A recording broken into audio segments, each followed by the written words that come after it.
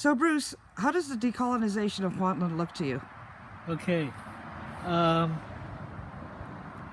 Most people think of colonization as something in the past that, the British or any of the nation states in Europe came over and colonized Africa or colonized Asia or North America. In Canada, our two colonizers were the French government and then the British government. But what people don't understand is that colonization is also a system. You can't equate white people with colonization because all people are connected in one way or another to colonization. Colonization is the expression of imperialism.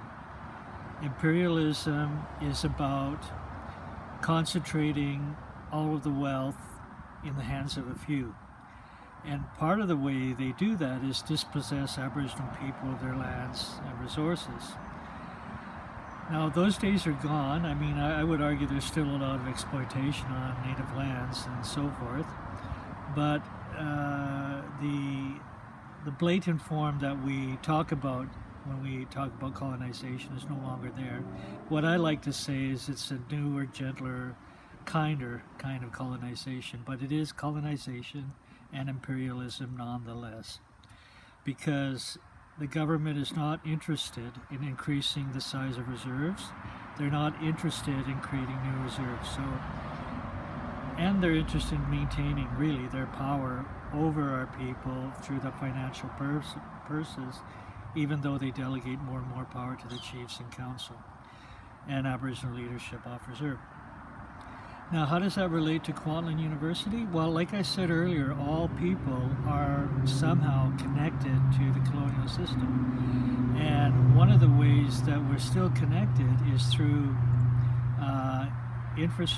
organizational structure, bylaws, policies, and things like that really control how we behave. And for Aboriginal students, for Indigenous students, that means it's a barrier, it's a form of oppression that says we're not allowed to be who we are as Aboriginal students at Kwantlen.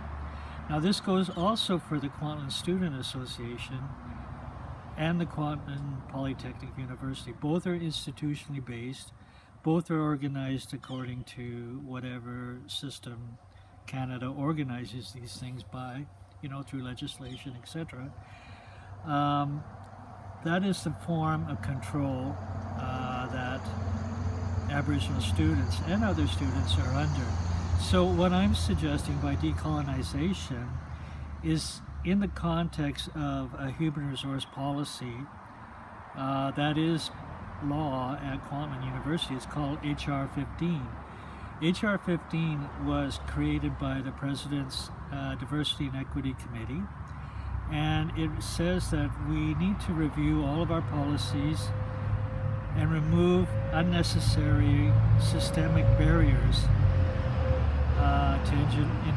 to all students, right? What that means for us is that if there's a bylaw or policy, whatever, we can use the authority, I guess, of HR 15 to say that's unnecessary and we got to get rid of that bylaw and work with both the university, the Kwantlen Student Association, and others to create alternative ways that work for the university, work for the association, and work for us.